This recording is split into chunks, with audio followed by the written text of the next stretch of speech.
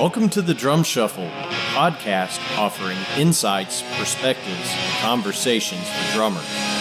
I'm your host, Jamie Eads.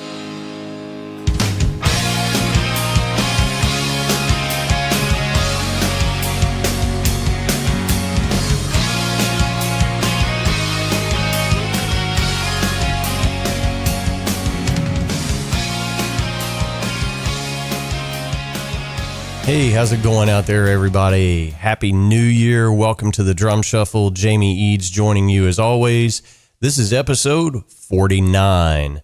Again, I hope everybody had a great holiday season. 2019 is here, and we are off to a running start at the Drum Shuffle. In just a moment, I am going to be joined by one of the greatest drummers alive. That's right, Marco Minnemann, right after this message from Los Cabos Drumsticks. The best kept secret for drummers is finally out. Los Cabos drumsticks may look like the sticks you grew up with, but these are not your father's drumsticks. Los Cabos Drumsticks is Canada's #1 drumstick brand, and they are coming to a retailer near you. With operations in over 28 countries worldwide, thousands of drummers have already discovered the Los Cabos difference. Using FSC certified wood from Canada and the US, Los Cabos make the finest quality drumsticks, percussion tools, and accessories on the market. The best news, Los Cabos Drumsticks offers you a ton of choice. They have 22 individual drumstick models and 14 percussion tools, many of which are available in 3 different wood types: maple, white hickory, and red hickory. Red hickory comes from the center or heart of the hickory tree and has been independently proven to be both stronger and more elastic than white hickory without adding a lot of weight. While most drumstick manufacturers have shunned red hickory, Los Cabos Drumsticks has embraced it, becoming the only established stick brand in the world to offer a full line of red hickory drumsticks. To learn more about Los Cabos Drumsticks, visit them online at loscabosdrumsticks.com. Follow them on Facebook, Twitter, or Instagram, and don't forget to ask for Los Cabos Drumsticks at your favorite retailer. Dare to be different. Join the Red Hickory Revolution with Los Cabos Drumsticks. All right, guys and girls, as I mentioned, we're going to be joined here in just a moment by the fantastic Marco Minnemann. If you are a drummer, you undoubtedly know exactly who Marco is. He just simply has superhuman capabilities as a musician and drummer. Marco has played with just a who's who of rock, jazz, progressive fusion artists. He's all over the place. Of course, his main project that he has going on right now is the Aristocrats, just a fantastic band that everybody should check out, quite honestly. But we were just thrilled to have Marco on the show. He was very gracious with his time. And when we reached out, he immediately responded and said, "I'd love to. Let's get it scheduled." So please help me welcome the magnificent Marco Minnemann to the Drum Shuffle. Hey, good afternoon, Marco. How you doing?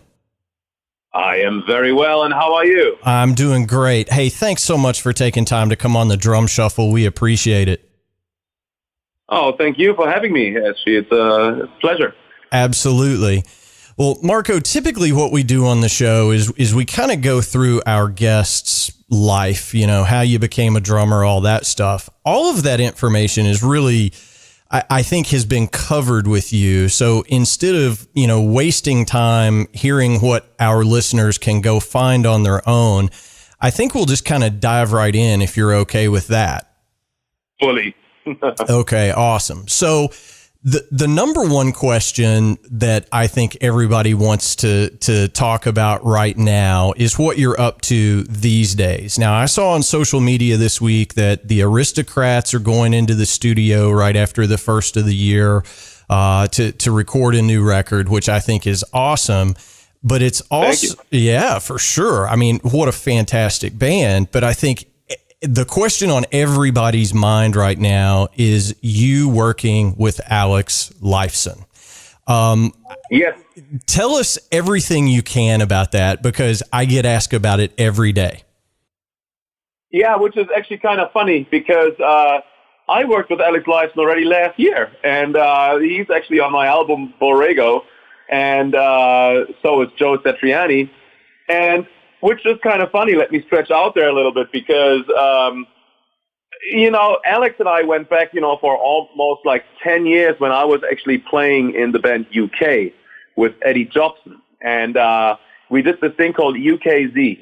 And we had like many musicians, that kind of, went, through the lineups, and Alex was one of the candidates actually who Eddie contacted, and by that time he declined. They were on the road with Rush, but that was already kind of the first introduction where we kind of heard of each other, and that must have been in 2010 or something like that, and if not even earlier, and so that was the first time, basically. And then last year, when I did this album Borrego, that record company I was working with, unfortunately, I have to say, they actually recommended Alex, for the project, and Alex was delighted to do that. And and that was a very, very cool thing. So we started actually working together for that album Borrego, and the album came out actually pretty good. I mean, it was like a little bit of a financial disaster because by that time the record company was almost broke, and I did the whole album pretty much by myself and got into a fight, literally, verbally almost, with the record company because nobody really was getting paid, and then behind my back they tried to sell the whole catalog for over that album for $100,000 to my management.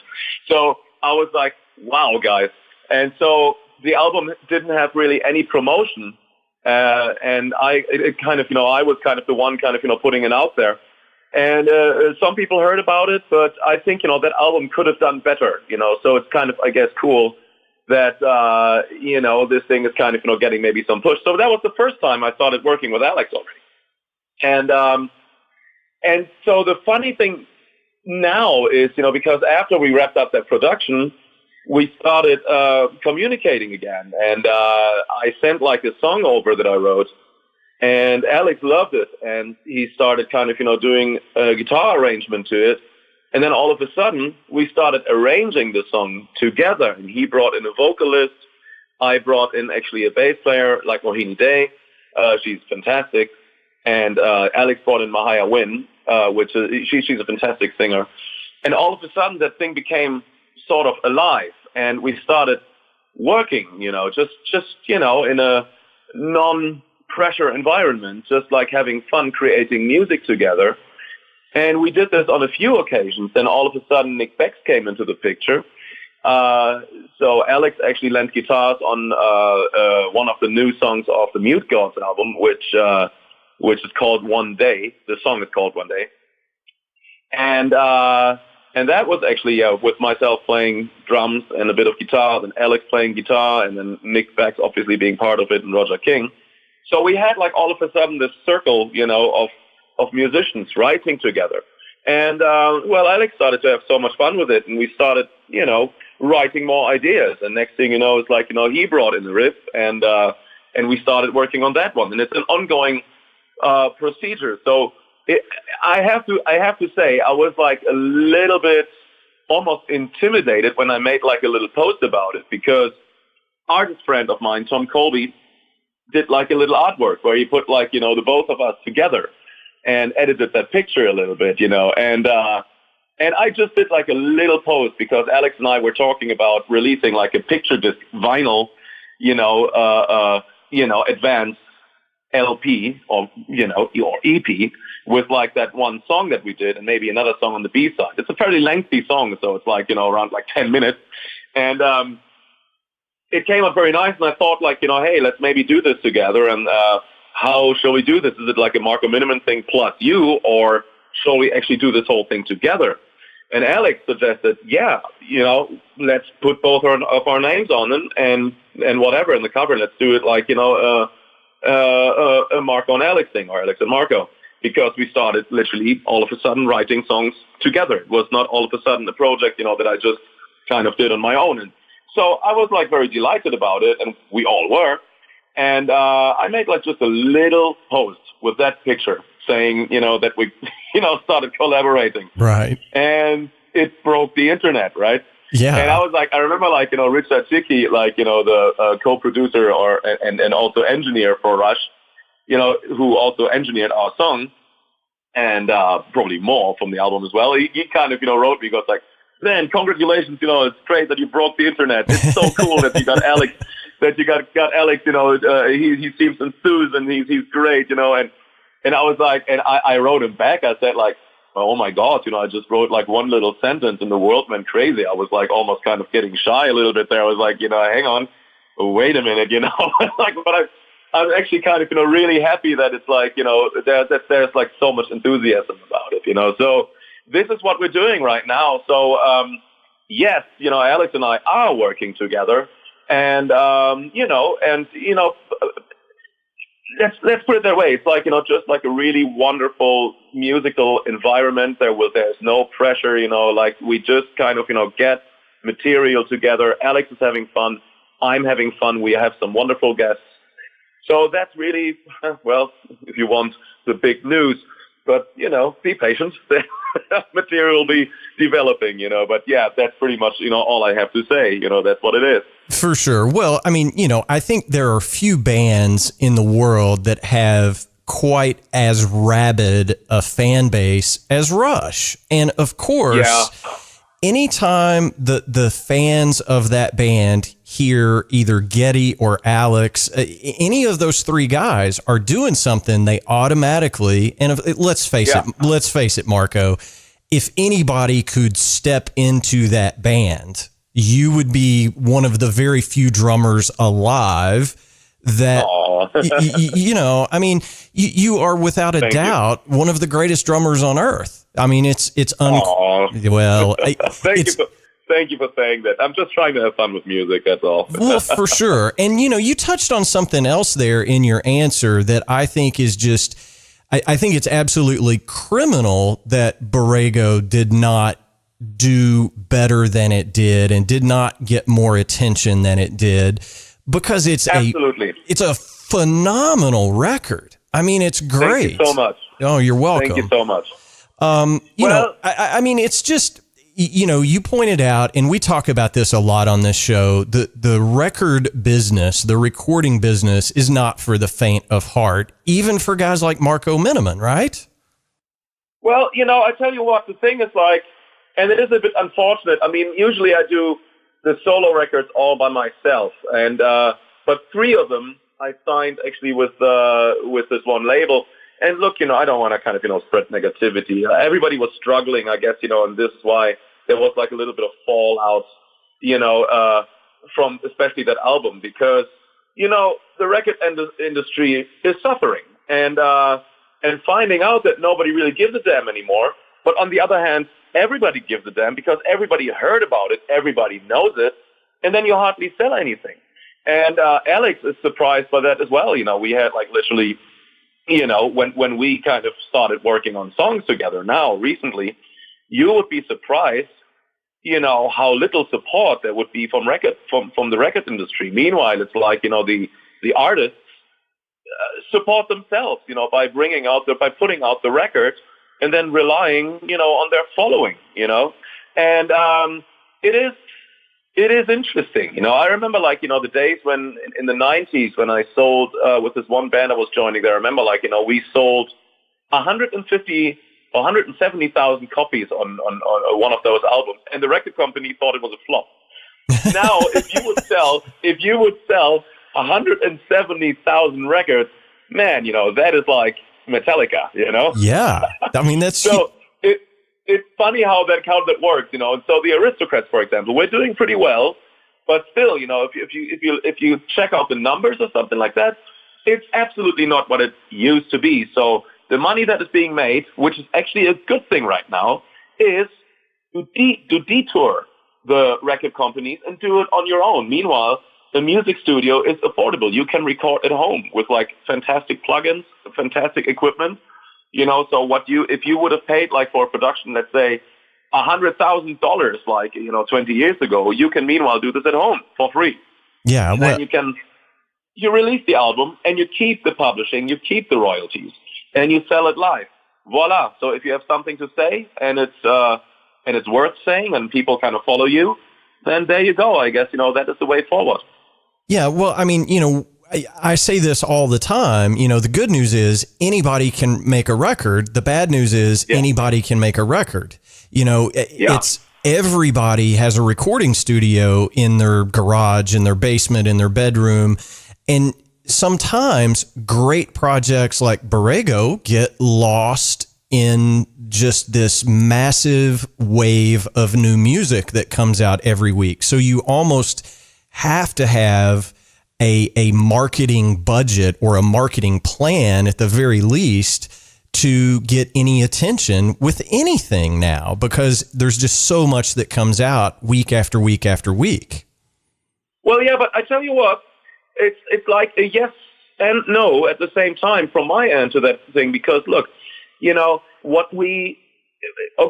because they used to, records always came out, and the market always got swamped with records. The one thing we remember, though, are the good things that we like, So, it's easy to say, that, look, in the 70s, there was like Pink Floyd, Queen, Led Zeppelin, The Who, and Frank Zappa, and all of these guys.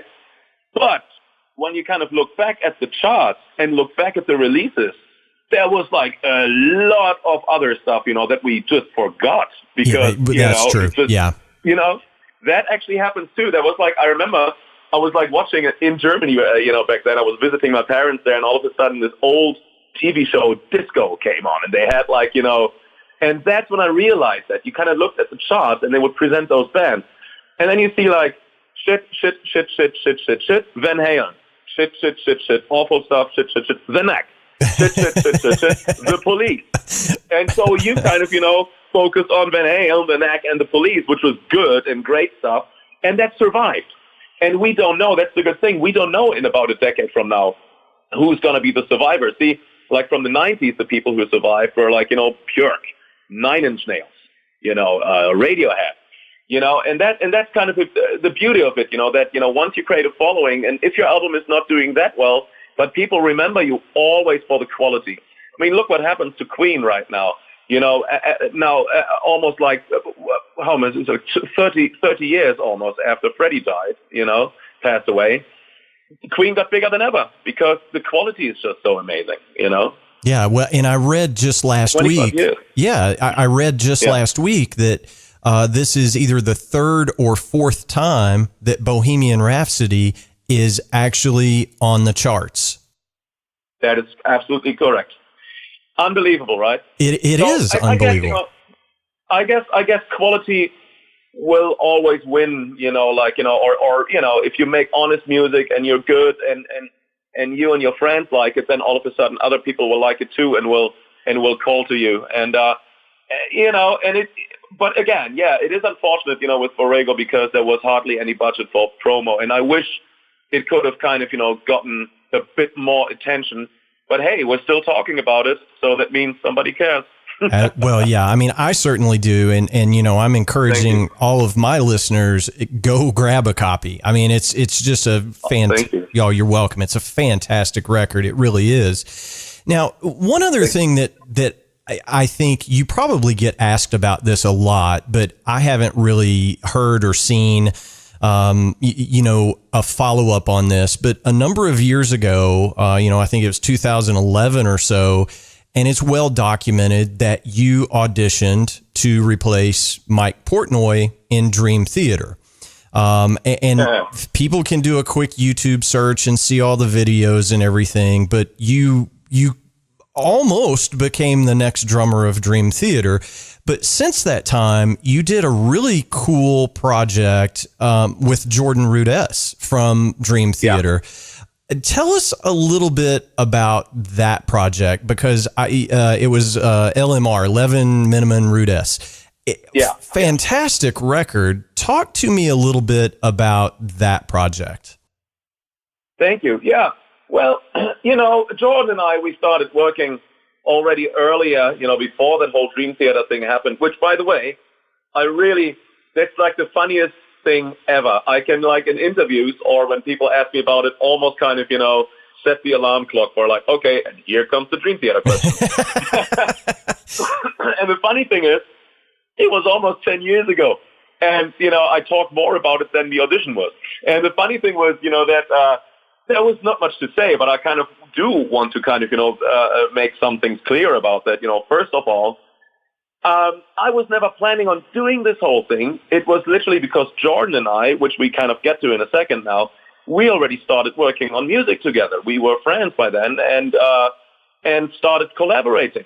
And I knew also Mike Portnoy for years by the time. I was friends with Mike, since 1998 or something, and if not even earlier.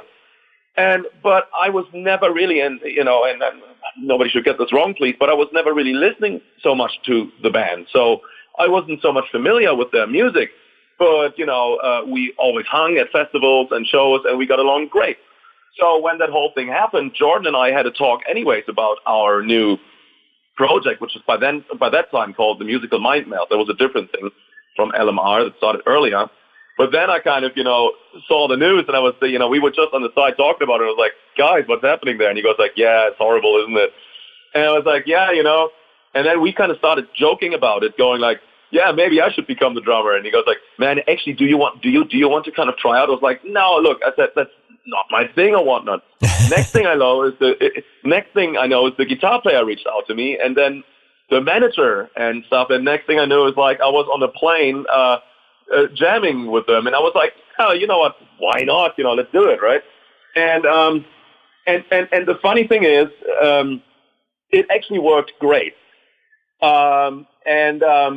I don't think if there's a document, and I hate myself for saying that, but I got to be actually honest, but I remember I was, I think, the last one to come in, one of the last drummers, but after we played, they went into a room, and then they came back out, and I remember, like, the manager being the spokesman with all around and telling me, it's like, hey, you know what, we actually think this was the best audition. Would you be available, like, this is like, how many albums do you have of us? And I said, well, I really don't have any albums of yours. And I think a friend or somebody gave me once an album. And they said, like, wow, how many songs do you know? And I said, like, well, the 3 you just gave me. And that for them was a big deal, because they were looking for someone, and that's what they also said, who is like a fully dedicated fan of the band, who knows the music, who is into it, and would be available all the time if Dream Theater calls. And that is the thing. But by saying all this, I didn't want to kind of, take any attention away or anything from all the fantastic drummers who were there, obviously, amazing as well, or amazing, did amazing things. So, but this is what happened. And the next thing that happened was I actually didn't want to be on the video. So I was just there actually, and all of a sudden the whole thing was filmed. And I said, like, well, guys, and I remember like talking to the management, and he said, like, oh, it's going to be great. And I was like, actually, I don't really feel like being part of this. I don't have a good feeling about this, And he said, like, no, it's great. I tell you what. And he said, just look at the footage later on. And if you don't like it, then we'll take it off. And then actually I got the footage sent. And by that time I was touring with Eddie Jobson. And I remember being in the hotel, and he sent me the footage. And I said, like, well, yeah, it's very nice and flattering. But, man, I think, I don't really want to be part of this whole thing. Yeah. And they went actually along and did it anyways, which was actually not good for me. I mean, I didn't like that. I got a little bit into an argument with the management, and, and they said, like, but look, that's being ungrateful. You look great on this video. And they tried to convince me to do it. No, we can't take it off. And I was like, but you said you can. I thought you said it was my choice. He was like, oh, look, come on, please do it, please do it, please do it, and let's do it. I was like, and I talked to Jordan about it, and we agreed. It was like, okay, whatever. So, and it is fine, it's out there, and, well, people loved it, and that's a good thing. The one thing that's obviously bothering me is, like, that I have to talk about it, but still to this day. Well, but on the other hand, it got, I guess, it got me a whole new bunch of fans, and there are a few things that I regret, because John Petrucci, right after that, asked me to record an album with him and also tour with him. And I had to decline because I was touring by that time with Steven Wilson, so I couldn't do it. But we always keep in touch. They're wonderful people. I love those guys, and especially with Jordan, we have a very, very long time friendship and musical relationship. I'm just actually on his new album, which is coming out as well very soon, and he might be actually also part of the whole thing, with Alex Lifeson. He might contribute some keyboard parts. So it's a wonderful musical pool that we have there. Absolutely. Well, and I never want to be the guy that asks the sore question at all, but it just goes to show you how we're all interconnected in this crazy business called music. Everybody knows everybody, and the network is how you land that next awesome gig, right? I mean, it's just how it works. So it's pretty much. Yeah, sorry. I'm sorry. Yeah, no, that's okay. I was just going to say, I just had to ask you about it because I know everybody does, and I get asked about it all the time as well, and as I mentioned, I get countless emails. You should have Marco on the drum shuffle. Well, here we go, kids. We've got Marco, and I ask about the Dream Theater thing. So there. I'm very happy to be part of it. I hope I didn't project it in the wrong way to someone or something. It's just it's my honest opinion, about these things, and it's all good. It's all good. Don't get me wrong, So this is actually all wonderful experiences, But yeah, it led to, well, I don't know if that didn't really lead to the LMR thing. The LMR thing was also an idea by that record company by that time, who signed it. By that time, we got along actually great. That was actually pretty cool. That was before the whole industry started suffering a little more, and yeah, and we got Tony Levin on board, Jordan and myself, and that was a beautiful creation of those first two LMR albums, because how we actually proceeded with that was each of us wrote songs in our separate studios and brought them to the band, and then everybody put the toppings on top. It's basically everybody was the producer for their own songs. We had equal rights and kind of established these really cool records, by having everybody's input being featured and assembled. And it's a little bit like with the Aristocrats. It's the same way of working because we're all songwriters and also all our own producers, so to speak. Now, the difference though between LMR and the Aristocrats was that with LMR it was absolutely a home production. We never went into a studio, the three of us, to record something together. So everything you hear on these albums is being put together in different places of the world and then kind of sent around and being, sort of assembled and released. With the Aristocrats, we write in our homes, but then we bring the music into the studio and play together. We first go into a rehearsal space. We rehearse it like it is a full-on band thing. The Aristocrats is a full-on band. So, sorry a little bit for the stretch here, but I just wanted to, I kind of just was carried away here.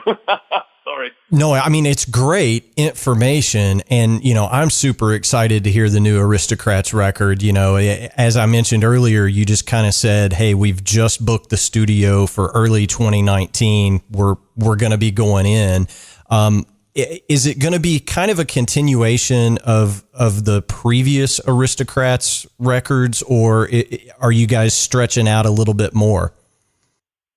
Well, I think we always kind of, went into different directions, let's put it that way, because we don't really like to be very repetitive. I guess nobody really wants to be that way. Unless you're maybe AC/DC and you have a good hamburger to make, you know what I mean? That recipe stays the same. Yes. Which is fantastic. I salute them for those about to rock. There you go. But for the Aristocrats, we're obviously kind of, we're always adventurous. We bring our rubber chickens and pigs to the stage, and we have we work with apps sometimes on stage and do weird kind of things. And on and off we play metal music. On and off we play jazz music. It's but the main focus is obviously on the trio. So since we're kind of, guitar, bass, and drums, we kind of keep that formula, Aristocrats is pretty much, about our voice as players, as musicians, who we are. and to bringing our voice into the music. And the rest, I mean, I remember like on our last album, Tres Caballeros, we incorporated more and more overdubs. You know, we were not shying away of playing piano parts here and there, or, you know, doing orchestration and stuff like that. And then we would translate it live differently, you know, which is fine. You know, I was never kind of a guy who kind of, you know, was kind of totally set on the idea to go into a studio and just play as a trio what sound and how we could replicate it live. That's not the idea. I think, you know, the studio is there to be experimental and to kind of, you know, stretch the boundaries and kind of, you know, do whatever you can do. And then, you know, it will sound live a little bit differently, and sometimes more raw and, you know, sometimes more, you know, with different energy. I guess, you know, that's really where it's heading. And, you know, to the new Aristocrats album, obviously, you know, when we start now writing songs, my mindset, at least I don't want to speak for the others right now, you know, but my mindset is definitely to do something different, you know, to kind of go like, okay, what song haven't I written yet for the Aristocrats? What is kind of, you know, it's yeah, exactly. I don't know what else to say to that. You know, it's you know, and you want to make the people in the band happy as well. It's kind of a thing. That's the first thing when you write a song. You think about, okay, this is not a Marco Minnemann solo album. I'm writing for someone, and that's a very important message. Also, like, you know, for bands, and you work in between, you know, in that, not to be selfish, but to be really selfless and to feature the other players, and to kind of think about when you write, how could Guthrie or Brian interpret that song? Or I could hear kind of Brian doing like a really cool bass sound over there, or I could hear Guthrie doing some very awesome madness over there with like good tones, you know. And will they have fun with that song? Will they enjoy playing? You know, these are the parts we're thinking about. And I guess, you know, the longer we play together, the longer we kind of are in this band format, the more we learn about each other, and the more we always respected each other, but the more we kind of, you know, focus on each other's talents and get more sensitive, I guess, you know? Yeah, well, and I think the longer you play with a group of people, the more the chemistry gels, and, you know, there's a certain telepathy that you get working with somebody for a long period of time. You know, like your work with Joe Satriani. You know, I mean, I think you've played with him long enough now. You know what he's going to do before he does it, and he knows where you're headed in a song, right? I mean, that's just kind of how it works. Yeah, you know, chemistry will automatically happen, sometimes quicker and sometimes slower. It's like one of the things. Sometimes you have, like, you know, with the Aristocrats, it was like pretty much instant. Like, we started playing with Guthrie, and it was like before we even hit the stage, just at the rehearsal space, you know, like days before our show, we were like, oh my God, this is special. You feel it, you know, it's like a thing. You just, all of a sudden you click like magically, you know, and sometimes it works lightning fast, and sometimes you calibrate, you know, as you get along. Sure, absolutely. Well, Marco, I want to be respectful of your time, and we're... It's okay, man. It's okay. All good. Okay. Well, you know, I mean, I just want to be respectful of your time, but I do have a couple of other things that I want to touch on with you. No problem. Let's do it. Okay. Awesome. Your discography includes, you know, pop, rock, metal, prog, jazz. You know, you truly are a master of all these different genres. I don't think there's anything that you can't comfortably play. Do you have a favored style to play? I mean, do you prefer the rock, or is it just you enjoy all of it so much you do it all? Well, you know, I think, I'm a big music fan. You know, I grew up listening to all sorts of music. My parents are big music lovers, you know. They introduced me at a very young age to awesome music. I was kind of listening to Jethro Tull when I was like 5, 6 years old, to Led Zeppelin, to Queen, but also to Miles Davis and to all sorts of other kind of things, you know. And I picked my favorite bands from there, right? And then I started to get into it. And I believe that everything you understand and everything you love with like an open heart, you automatically can translate it. Because if you're able to understand, or if you understand it, you'll be able to play it.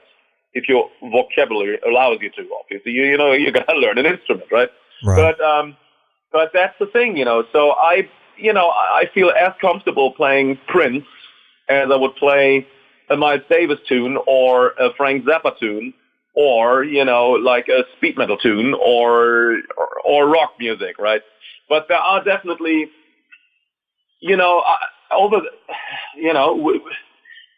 as the years go by, you kind of learn to have a sound.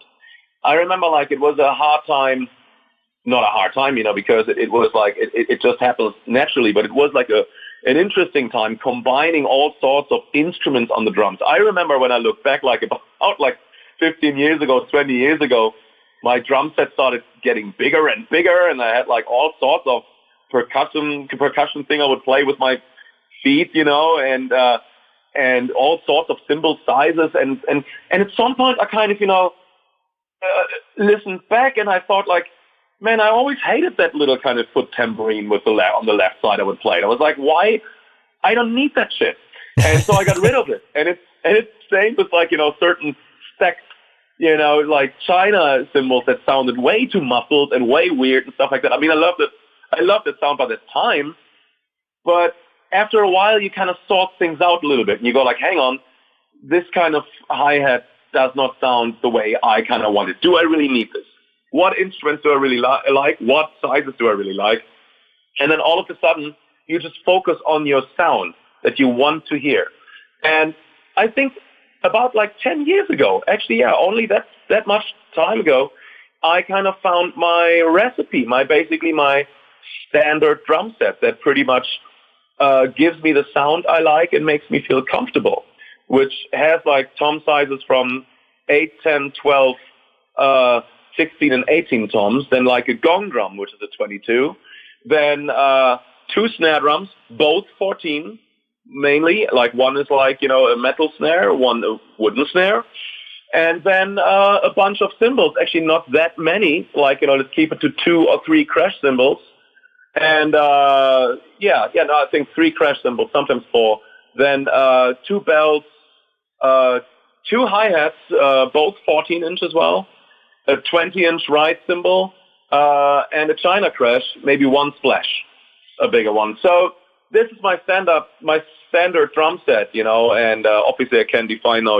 what kind of sizes and what kind of, if it's a K or if it's an Adidas or whatnot, but it would kind of, go, yeah, I mean, people can look it up online, my drum set is pretty much specified on a lot of pages.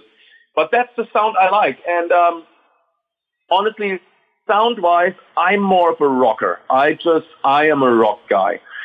So I do like a cracky snare, I do like a low kick drum, and I like a clear and transparent and powerful sound. So that is kind of the thing, obviously dynamics are important then as well, but I think, that's the sound I like, and so I would kind of see myself sort of as a rock drummer with a little, edge to it, or jazz or experimental kind of touch, Sure, absolutely. Well, I mean that's a fantastic answer, but I mean, there's videos of you out there playing with the Buddy Rich Big Band, for example. Yeah, I love it. Yeah, and when I first saw that, I was like, oh man, this is going to be weird.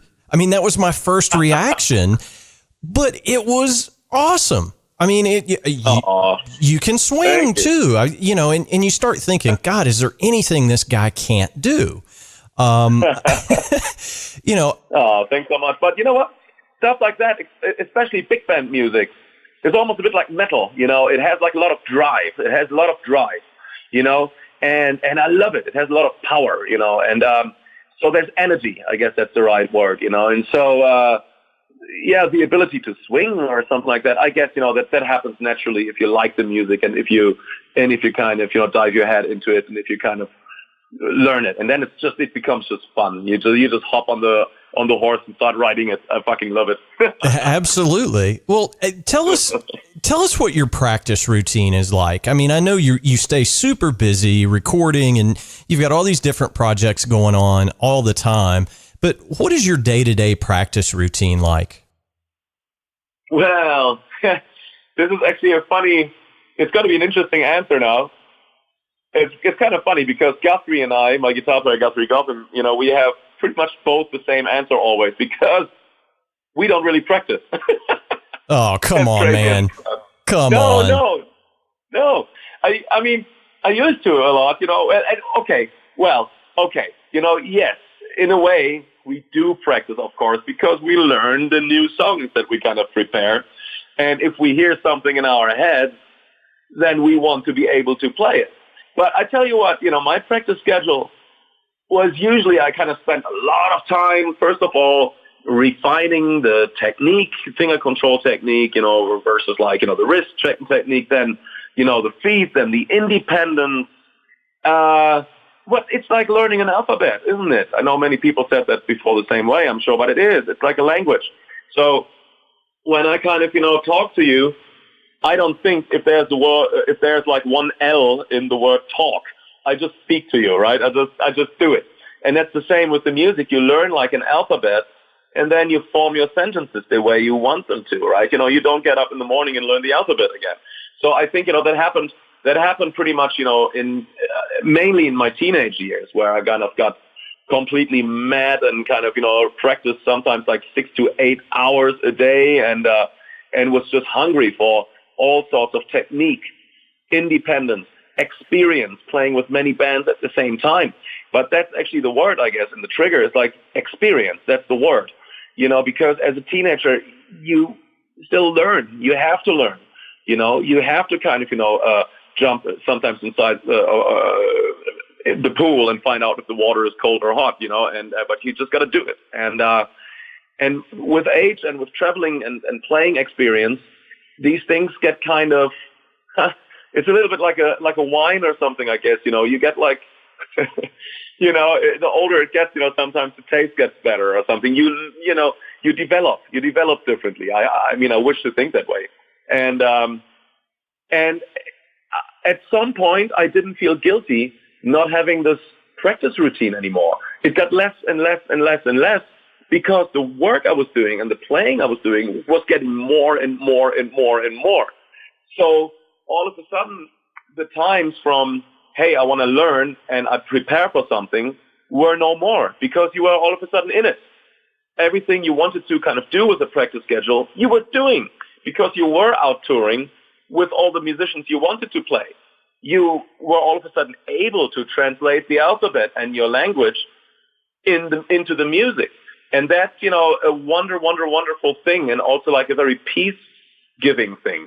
For me, it was like, absolutely giving me peace. All of a sudden kind of seeing like, oh, hang on, I can go inside a room, decorate it, and then, if you like the room, you can go to the next room.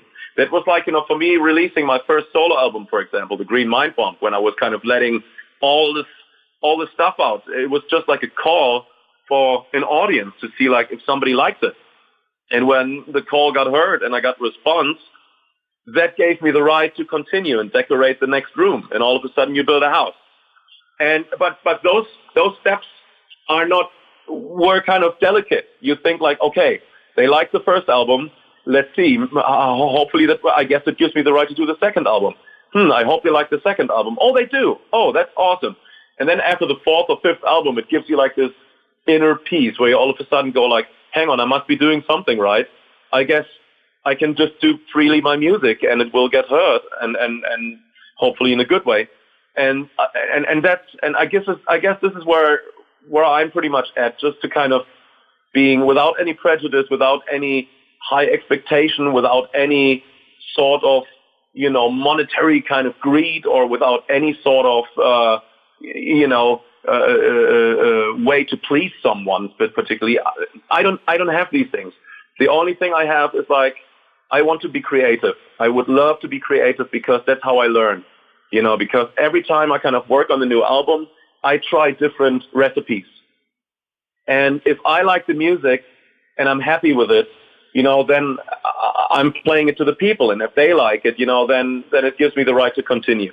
And that's a wonderful conversation we're having. I guess that's like really kind of an energy exchange. I always say that, right? You give energy to the people and they bring the energy back. and I hope it's a positive one. Absolutely. And I think you said the key word in there. It's, try a new recipe, which I think is just a fantastic way to look at it. Marco, one of our traditions here on the Drum Shuffle is we always ask our guests for a good piece of advice for other musicians or other drummers. You've had just an amazing career that we hope continues for another 30, 40 years, however long you want to do this. But share with us a good piece of advice that you've picked up since you've been doing this professionally. Yes. Well, thank you, first of all. I'm trying my best, but it is fun. I'm having fun with music. It will never go away. So that's it's branded, and it's the beauty of it. And I want to exactly give this advice to younger players, kind of believe in the beauty of music, and what you listen to. It has you have a lot of passion inside yourself. Just follow this passion, follow this love, and just do it with love. I guess that is really an important part.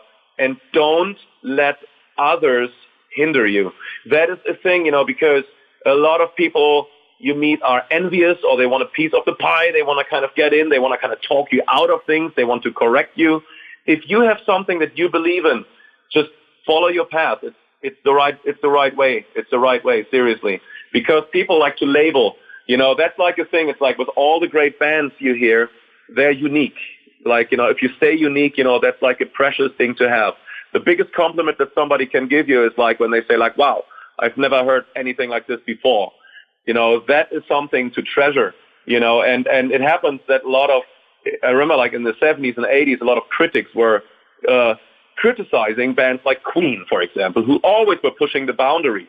And the reason why they were doing this because they didn't know how to handle a band like that. They would go I can put it in the drawer somewhere, so it must be shit. But it's not. And exactly the same critics, the same people later on would come back and would go oh my God, this is one of the best things actually we've ever heard. How were we so ignorant? How could we? It's this is how you kind of push music and kind of do new and fresh things. So believe in yourself, be unique, and don't let yourself hinder you. Whatever people say, do the thing you like.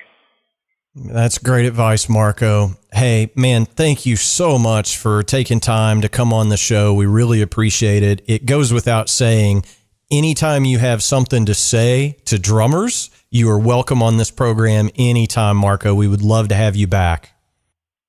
Thank you so much. It means a lot to me. And it was a great chat that we had. Fantastic. Thank you. Absolutely. Thank you so much. And we will talk to you very, very soon, Marco. Absolutely. Thank you so much, guys. All right. See ya. See ya. All right, everybody. That's going to wrap up episode 49 of the Drum Shuffle. Thanks again to Marco Minnemann for taking time out of his busy schedule to come on the show. It was a great honor to have just one of the greatest drummers alive on our show. I hope you guys got as much out of that interview as I did. Thanks to each and every one of you for tuning in and week out. We simply can't exist without you guys listening, quite honestly. Go ahead and hit the subscribe button on whatever platform you're using to listen in to the show. We have some great guests coming up. January is shaping up to be a banner month for the Drum Shuffle podcast. Next week, I'm going to be joined by the great Charlie Mills. Charlie grew up in New Jersey, played with a very young John Bon Jovi back in the day. Charlie went on to be the drummer in Skid Row. He also played in Dee Snider's solo band, and Charlie is up to some just wonderful stuff in his life now as a life coach, quite honestly. I don't know how else to say it, but Charlie's a great guy. We're going to be joined by him next week. We have Dina Torriello coming up on the show, who just wrapped up her run with the fantastic Broadway show Head Over Heels. We're also going to be joined by the great Rich Redmond this month. So we've got some great guests coming up, and I don't want you to miss any of those episodes. We love hearing from each and every one of you throughout the week. you can do so at thedrumshufflepodcast@gmail.com. We do answer every single email that we receive here at the show. Of course, you can reach us on the internet at thedrumshuffle.com, and you can find more information on me over at jamieeads.com. Again, thanks to each and every one of you for tuning in. We certainly appreciate it. So until next time, may your heads stay strong and your sticks never break. Cheers.